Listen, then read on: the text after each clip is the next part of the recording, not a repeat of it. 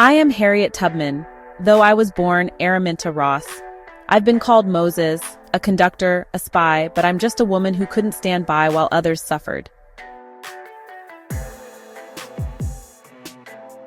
Born into slavery in Maryland, I knew nothing but hardship and fear for the first 27 years of my life.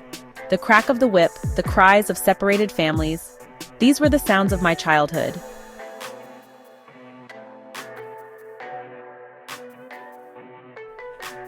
I remember the day I first felt the sting of the overseer's whip.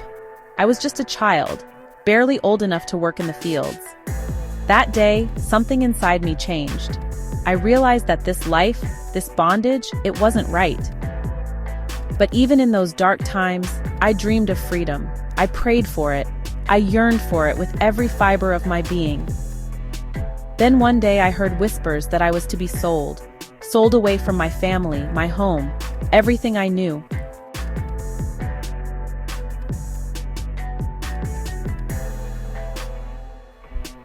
That night, I made a decision that would change my life forever.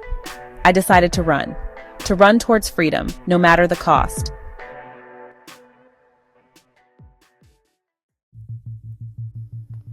The journey north was perilous. Every shadow held danger, every sound a potential captor. I traveled by night, guided by the North Star and the whispered directions of sympathetic strangers.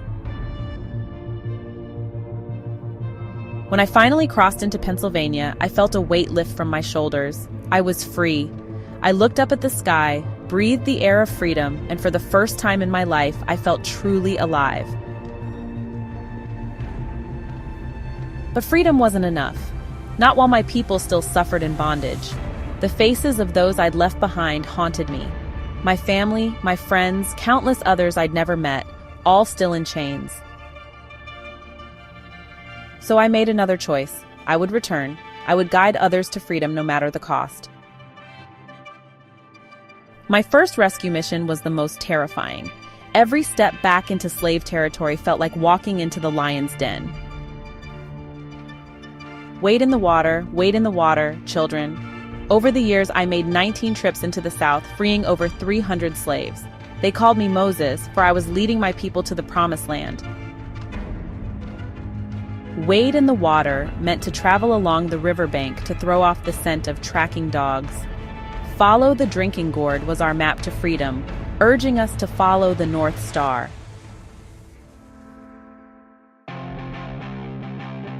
During the Civil War, I served as a scout and a spy for the Union Army.